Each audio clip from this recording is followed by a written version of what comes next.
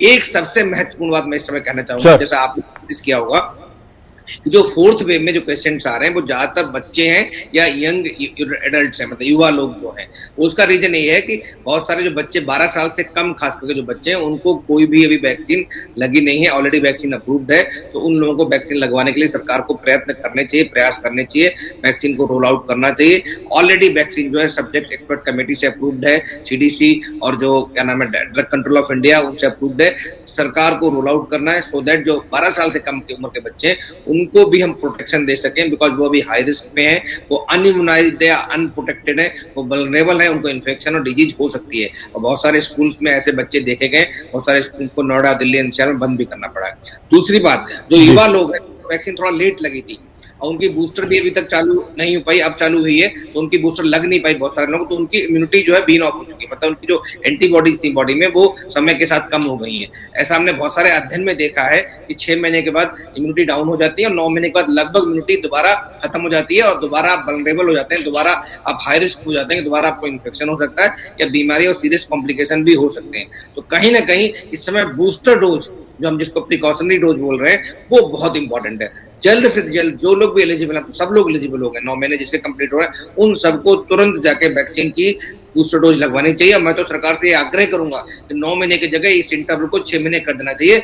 उधर जल्द से जल्द हम अपनी जितनी भी जनसंख्या है, पॉपुलेशन है, मैक्सिमम लोगों को प्रोटेक्ट कर सकें बूस्टर डोज के, कि उनकी इम्यूनिटी जो है बूस्टअप हो जाए। अगर दोबारा उनको इन्फेक्शन होता है तो बीमारी ना हो, या बीमारी होती है तो कॉम्प्लिकेशन और मृत्यु की संभावना बिल्कुल ना के बराबर हो।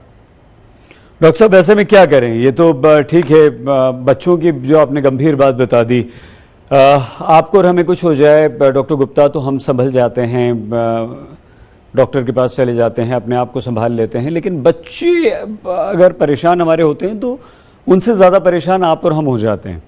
तो ऐसे में माता पिता की क्या जिम्मेदारी इस समय हो जाती है सर? देखिए, बहुत अच्छा सवाल है आपका। मैं कई सारी माताएं हैं, पिता हैं, जिनसे बात हो रही है, जिनके बच्चे पॉजिटिव हो गए हैं, वो उनकी टेंशन, उनका स्ट्रेस लेवल बहुत हाई है बिकॉज बच्चों को वैक्सीन नहीं लगा। और हमने देखा था इवन ओमिक्रॉन की लहर में और डेल्टा की लहर में बहुत सारे बच्चे इन्फेक्ट हुए थे, उनको कोई गंभीर बीमारी नहीं हुई थी, लेकिन 6 से 8 हफ्ते के बाद उनको भी multi system inflammatory syndrome develop हुआ था और बहुत सारे बच्चों को बाद में आईसीयू में भर्ती करना पड़ा। तो जरूरी नहीं कि अभी भी इन्फेक्शन माइल्ड है बाद में कॉम्प्लिकेशन क्रिएट नहीं कर सकता। अभी एक स्टडी हुई है यूरोप में जिसमें देखा गया, लंदन में, कि लोग जो 1 साल पहले जिनको कोविड हुआ था, सिर्फ 25% लोग नॉर्मल लाइफ जी पा रहे हैं, बिल्कुल हेल्दी नॉर्मल हो पाए। 75% लोगों में कुछ ना कुछ माइनर एलिमेंट्स अभी भी हैं। तो हमें इस इन्फेक्शन को ये सोच के नॉर्मल नहीं लेना चाहिए, हल्के में लेना नहीं चाहिए कि ये हल्का स्ट्रेन है, ओमिक्रॉन जैसा है, जैसे 3rd वेव थी ऐसे 4th वेव के निकल जाएगी, कोई कॉम्प्लिकेशन नहीं होंगी। क्योंकि इन्फेक्शन के कब कोई रिजल्ट्स आए, कब कोई उनको कॉम्प्लिकेशन हो, कब उनकी हमारे शरीर पे कोई दुष्प्रभाव आए, ये पता करना अभी बहुत मुश्किल है। तो इसलिए हमें सबको यही करना चाहिए कि अपने बच्चों को, खास करके जो हम बच्चे जो थे वो स्कूल तो जा ही रहे हैं, स्कूल को भेजना भी मैं नहीं कर रहा हूँ, बट स्कूल में जितने भी कोविड इन्फेक्शन कंट्रोल के प्रोटोकॉल्स हैं, चाहे वो वहाँ पे हैंड हाइजीन करना हो, टेम्परेचर चेक करना हो, बच्चों को स्क्रीनिंग करनी हो, उनके क्लिनिकल स्क्रीनिंग करनी हो कि बच्चों को खांसी जुकाम बुखार तो नहीं है, उनकी टेस्टिंग करनी हो, ट्रेसिंग करनी हो, या सिटिंग अरेंजमेंट करना हो, या जो असेंबली है उसको नहीं करना हो। स्कूल के अंदर कैसे हम मैनेज करेंगे, बच्चे आपस में फिजिकल डिस्टेंसिंग और सोशल डिस्टेंसिंग बता के रखें। अगर कहीं भी कोई सिम्टम्स लगते हैं तो तुरंत बच्चों को आइसोलेट करें, क्वारंटाइन करें, उनका टेस्ट कराएं। दूसरी बात, जितने भी स्कूल का सपोर्ट स्टाफ है, चाहे जो भी है, चाहे आया है, चाहे वो ड्राइवर है, चाहे कंडक्टर है, टीचर्स हैं, या जो भी अटेंडेंट्स हैं, उन सबको vaccination plus booster dose vaccination की लगनी बहुत जरूरी है।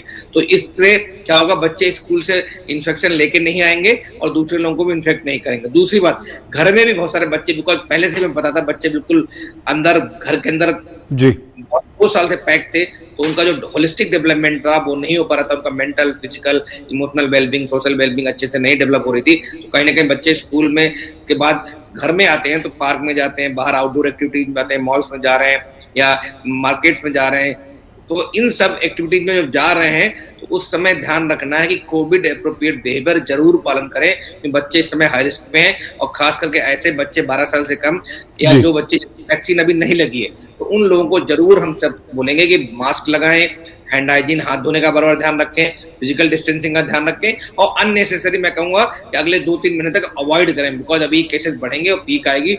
जब तक केसेस कम ना हो तब तक फिर दोबारा हमें संयम बरतना चाहिए।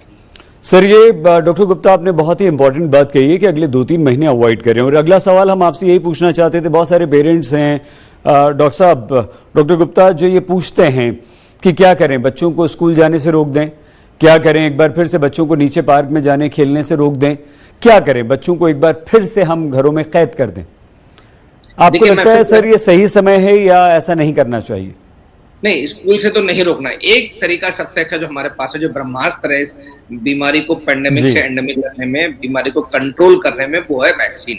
और वैक्सीन बहुत सफल वैक्सीन है, करोड़ों डोज, लगभग 200 नहीं सर, बिल्कुल बिल्कुल सफल है। लेकिन डॉक्टर गुप्ता, ये भी तो सच्चाई है ना कि अगर आपने दोनों डोज लगा ली, अगर आपने बूस्टर ले ली है, तो भी कोरोना तो होगा आपको, सीवियर नहीं होगा। हाँ। आप हॉस्पिटल नहीं जाएंगे, लेकिन होगा तो तब भी। बिल्कुल सही करें, लेकिन जब कोरोना अगर वैक्सीन लगाने के बाद होगा, बूस्टर डोज लगाने के बाद होगा, वो एक नॉर्मल इन्फेक्शन की तरह होगा।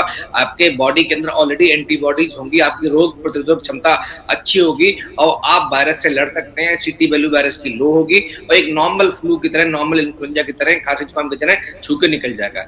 लेकिन अगर बच्चे अनइम्यूनाइज्ड है, खास करके जो बच्चे जिनको वैक्सीन नहीं लगा, उन पे जरूर ध्यान रखने की जरूरत है। 12 साल से कम बच्चे या जो बच्चे इनको भी किसी कारण की वजह से वैक्सीन नहीं लगा, या ऐसे बच्चे जो हाई रिस्क हैं, जिसको कंजेनाइटल हार्ट डिजीज है, जिनमें हार्ट में छेद है, या जिनको अस्थमा की बीमारी है, जो किडनी ट्रांसप्लांट के पेशेंट्स हैं, जो डायलिसिस पे हैं, जिनको इम्यूनो कॉम्प्रोमाइज डिजीज है, एचआईवी है, थैलेसीमिया है, एनीमिया है, सिकल सेल एनीमिया है, कैंसर्स हैं, ब्लड डिसऑर्डर्स हैं, इन सब बच्चों को बिल्कुल ध्यान रखना चाहिए। बिकॉज इनके अंदर अगर नॉर्मल वायरस भी जाएगा, नॉर्मल इन्फ्लुएंजा भी होगा, नॉर्मल ओमिक्रॉन जिसमें बहुत ज्यादा खतरनाक नहीं है, वो भी होगा, तो भी इन लोग बच्चों को वो गंभीर परिणाम कर सकता है या इन बच्चों के लिए खतरा उत्पन्न कर सकता है। तो ऐसे बच्चों को हमें बिल्कुल ध्यान रखना चाहिए, उनको बच्चों को भी बाहर ना भेजें, और बाहर भेजें पूरा प्रिकॉशन के साथ भेजें।